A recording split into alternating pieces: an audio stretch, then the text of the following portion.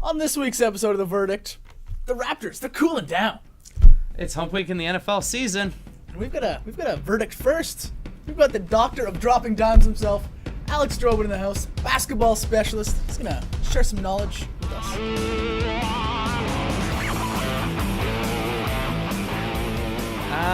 Okay. Let's start going. Let's go with the local team. There's a game that's played, basketball. Oh, basketball. No, we're not playing, not TFC. That comes later on in the series of shows. So we're going to start with the Raptors. They got off to a great start, 5-0. And then what happened? Dudfest. 3 in a row. What happened? I think that there were a few things that happened. First of all, everyone on the Raptors, I feel like, started off very, very hot. Everyone was sizzling. And then people kind of started dropping off a little bit. There were some stats that fell off. Kyle Lowry had a subpar game in the first game that they lost. And then, they had a couple of those injuries right now. We were at the game yesterday. DeMar Carroll and T. Ross were both out. So that kind of thinned out the small forward position. So While we're on the subject of Carroll, how important is he? I think he's a key addition to this team. He can shoot the three and play the D, which is really what this league is turning to. When they don't have him, you've got We lose by 1 point. You've got the anemic T. Ross playing, starting sometimes without him. Now T. Ross is gone. You've got Anthony Bennett playing the three. although yesterday, James Johnson had a great game. He was smothering Carmelo Anthony pretty much all game. But what I want to talk about, boys, is how bad T. Ross dropped off after he signed the contract. Please. He dropped off We the have court. to talk about it a little He dropped bit. off the court, literally. He's not even on the court anymore. Yeah, he's on. He's out. That's it. It is insane to me how somebody can play at such a high level and play such great defense, and even from a defensive perspective, he drops off the past 2 games that he was playing. Granted, he has a thumb injury, and he probably had the thumb injury a couple of games before, they took him off the roster, but still. Hasn't he been doing that for the past few seasons, though? T. Ross is so inconsistent. It's like he has the potential to be a dynamite player from the bench, but when he's not, like I said, he's never gonna be starting. I think we all agree that. I'll make a bold statement. Bold pick The of the day. biggest addition to the Raptors this season was Luis Scola. The great Argentinian wonder himself. It's just that old man wisdom. The old man wisdom. The old man deep post moves. Proves the bench. He really does. He's getting a ton of rebounds. He's getting a good amount of rebounds. He's improving that. He's got the team. The team's in 7th in rebounds so far in the NBA. I think that helps a ton. Statistically, he hasn't been the greatest. He's averaging 7.8, 7 rebounds per game, just under 2 assists per game. But the what he brings to the table from a defense perspective is a ton of intangible stats that you can't really measure on paper because of his positioning on defense, the way he backs his guys up, the way he plays in terms of stopping from an angle perspective, and that's how he helps out the team without actually getting on the stat sheet. And the Raptors have improved the defense. The stats don't lie. They're in the top 5 in both categories, so it's their offense now is struggling. No Vasquez, no Lou Will. You're Are gonna you better. a little bit concerned if JV has an off night, the depth at that position? Ooh. Because Biombo's not Yes. gonna be able to throw anything down. He doesn't even have a set of hands. He's not catch a ball. Some Absolutely He's just not. there for blocking. He's pure blocks. Yeah, so I don't know. JV went down. Who's your offense? In the big man spot? So here's what we have going on. JV is averaging 14.5 points per game, almost 10 boards, just under 10 boards. And we have another guy in DeMar DeRozan who's 12th in the league in scoring right now, averaging 22.4 points per game, 4 assists, 3.5 rebounds. Now, if we had one of those guys go down, we are very thin at the center position, and extremely thin. we have a pretty nice backup point guard in Corey Joseph, but I think that from an offensive perspective, we can't get the same thing that we've been getting out of him for the past 3-4 games on a consistent basis. He's never showed that his whole career, so no, you can't rely on that. Are we really concerned though by the Raptors?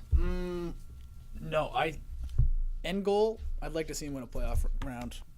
we've already established that they're going to win the They division. feel. They're in the weakest division I in. mean, they lose to the Knicks. Yeah, I but mean, you got the Celtics chasing them from behind. It's not exactly the most threatening situation to be in. We got the Philly matchup tonight. How is JV gonna fare against a guy like Jahlil Okafor?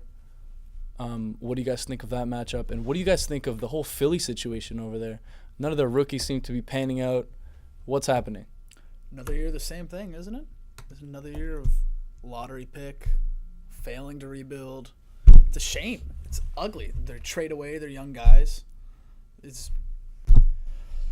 I enjoy it as a Raptor fan. I'll be honest. I love that free win every few weeks we get. It is. What do you think about it? If they continue to make poor choices as they've been making, and I think there's an internal issue in terms of structure, like a structural issue within the organization, because they just seem to not be developing their players properly, because they have ran into some injuries and things of that nature, but you have to help build those guys when they come in. So adding veteran presences to that kind of team will do wonders for a guy like Jahlil Okafor if they brought in a center to come help him out. You know what I mean? Like mentor him a little bit, yeah. Something else that I want to ask you guys about. Okay. No questions. Give it to us. So next year, there are a ton of free agents It's gonna be a frenzy. all across the league. Now, who do you think is the most valuable free agent, and where is he going to go? Kevin Durant. LA Lakers. Showtime, baby. That's bold. It's not that bold. Do you think it's that bold? I think it's pretty bold. I think it's. And I don't even think Kobe factors into this. Either Kobe stays, recruits Kevin Durant, and Kobe gets another ring, or Kobe leaves, Kevin Durant comes in, and he's the big shot on campus. Kobe's the recruiter now. I think everyone wants to be with LA. I don't think those two can exist together, but that's just my opinion. The only thing about Kobe that I will say is that at least he knows that he is, on the downside of his career, and even in press conferences and interviews, he's saying that he was horrible this game. He was, he didn't play well. He shot poorly, things like that. So, from that perspective, Do you think there's a chance Durant comes to Toronto? There's a lot of hype around it. I think When do there's they play in Toronto? Because he's probably going to have to come when they play in Well, Toronto. yes, man, that was not the question I meant. Actually, it was, but it wasn't the way you meant it. I think that there is definitely a chance that he comes to Toronto, and I'm saying that because of a number of reasons. First off, he loves the city. He's been quoted as saying that he loves the city. He comes here in the summer all the time. He goes to OVO Fest. He has big-name artists that are in the entertainment industry, such as Drake, bringing him over here. Drake actually got fined, if you guys remember that, for yelling him out on stage, saying to come play here. He loves Casa Loma. Loves Casa Loma. Loves Casa Who Loma. doesn't? So he's No. coming here. You heard it here from the doctor of dropping dimes himself. What do you think? What do you think, Icy? What's going on over there? Well, this is what I think. We are a small sample size into the season. Okay. Barely made it through. What can we even take from this period? Like, is there any teams that you look at? Like, I'm looking through the divisions. I mean, the Cavs look like an absolute shoo-in in the East. I mean, Yep. because they started slow last year, and they ended so dominant, and now they've started pretty quick, 7-1. So, I mean, that's the only team really to fear. I want to talk about the Hawks really quick. Don't sleep on the Hawks, Matty. I gotta admit, I I'm don't. sleeping on the Hawks, guys. Yeah, I don't think that Just like everyone they're. did last Sleeping year. on the Hawks. They've so far they've played, okay? They played the Hornets, the Nets, the Pelicans, the Wizards, the Heat, the Knicks, and the Timberwolves. They've yet to play anybody with any great caliber. Pelicans are pretty good, kind of, but they yet to play any big teams. So how can we even say that the Hawks are any good? I don't think they're going to be as good as what they were last year. The Hawks lost a swingman who came over to our side, and DeMar Carroll, and I think that was a huge loss for them. Now, a guy like Al Horford, who was running a lot of their offense, has significantly dropped off this year. He had a couple of okay games in the last 7, but his numbers from a statistical perspective have dropped off significantly. And then you have point guards like Jeff Teague swinging at guys. That's what happened against the Timberwolves. Did he get suspended for that? I'm not sure if that's. I think he got suspended for a game for that. and that team doesn't look the same. They seem like a mediocre team that will make it into the playoffs, but I don't think that they have the Mediocre. potential. So we're sleeping on. Yeah. Okay. Well, I know that you're not a sleeper guy. This guy stays awake don't- all day. I don't sleep. All day. I don't He goes to all sleep a days. lot at night, but all day he's awake most of the time. But, What? Who does that? Who does that? I'll tell these you what. days? I think if there's going to be a team that challenges the Cavs, here's a bold prediction of the day. Bring it up. Ring it up. It's the Detroit Pistons. Woo! You've got a beast in the Here we middle. go. Andre Drummond. He's averaging over 19 and 19 So glad this you year. brought that up. He's amazing. Yeah. Um, 20 boards. It, Averaging 20 boards. grinds my gears to think that the Raptors drafted T. Ross before Andre Drummond. But let's ignore that. That's You kind of that ruined my mood. Here's what I have to say about the Detroit Pistons. Please. The Detroit Pistons have the most, you can quote me on this, the most underrated player in the NBA right now, in Reggie Jackson. wow. Reggie Jackson is averaging 22.7 points per game, which puts him 10th in the NBA. He's averaging 4.3 boards and just over 6 assists. Mr. You- October himself. You put those stats against any point guard in the NBA, and he's in the top 5 at this point. You have a guy like Andre Drummond coming off, or you have a guy like Reggie Jackson coming off screens from a guy like Andre Drummond, rolling to the rim. That is a combination right now that's definitely working, and that was a great pickup for Detroit. They are looking like Dynamite. a playoff team as well. I do want to give a shout out to a friend of the show here in this part. Stan Van Gundy, friend of the show. I think he deserves a new nickname.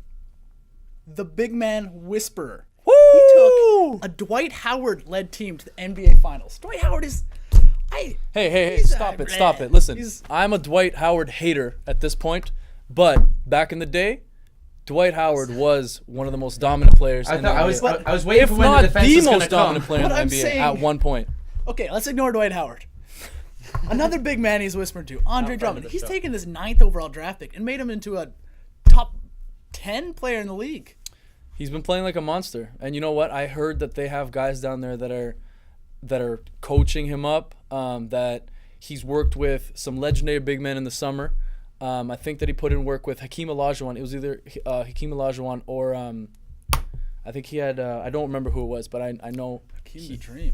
yeah. So Hakeem was on that, and yeah, 19 and 19. That's crazy. I'm ready. I'm ready to lock in my pick right now. Uh-oh. For who's gonna go to the finals? Uh-oh. Okay, So, I mean, who you got? Lock him in. let's get the lock ready. Cleveland Cavaliers. Bold, so bold. That's So not bold. the bold pick of the day, but I'm not going for the bold. I'm going for the winner. Okay, the Cleveland Cavaliers, and it was a choice between 2 or 3 in the West. I'm gonna go with the Spurs. Spurs. I'm Addy, gonna why go the with Spurs? Um, The old Spurs. because you yell at me so much when I go for the obvious choice of obviously Golden State right now that you're gonna, I'm gonna go really bold and say that currently the second best team, the best team, they're gonna get it. Who are you going with? Golden State? You know what? I think the Spurs could make it. Kawhi Leonard's having a great year. He's 4 points higher than last year per game. He's averaging over 20 a game. Aldridge and David West in there. But gotta respect the champs. I'm sorry. They are... You make a big scene about how this is driving me crazy. The bold pick of the day This is the is- exact same final from last year. They won... Yes. They win the NBA championship. You think they're probably partying all summer. They're having a great time. No, they come back even better. They're 7-0 this year. I think they could win 70 games. That's a bold prediction of the day. 70. That's 70 the bold games. prediction today. I'll give you that. Guys, listen.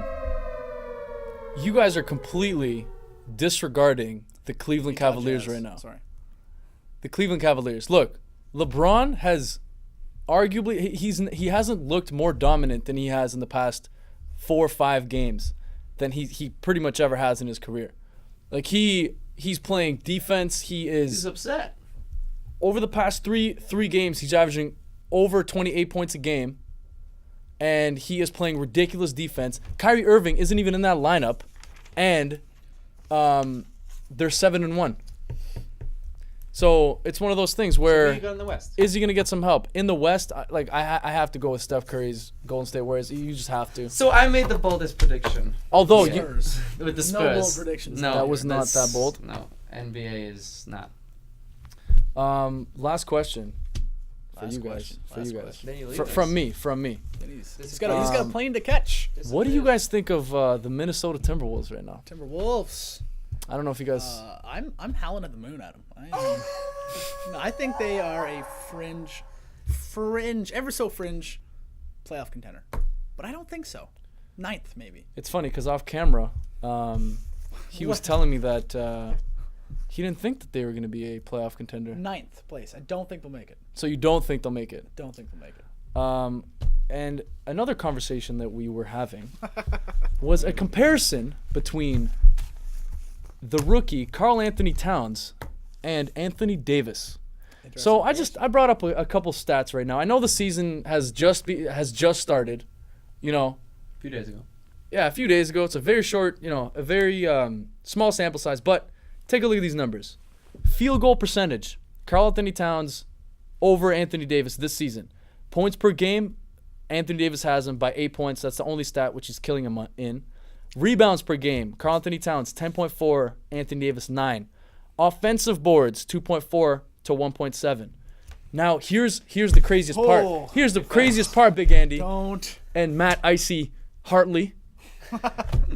The free throw percentage. Oh, that's my favorite stat. Karl Anthony This is Towns. my favorite stat. He's shooting 91% from the free throw line. A big man. 91% as opposed to compared to 72.3% from Anthony Davis. This guy is the next Anthony Davis, and I would be surprised if he didn't surpass him at some point. I'm throwing that out there. Also, he has played 45 less minutes than him throughout the season. What do you think of that? I think it is way too small of a sample size to do this. You look at the last comparable sample size they had together. They're 1 year of college each at Kentucky, both ironically.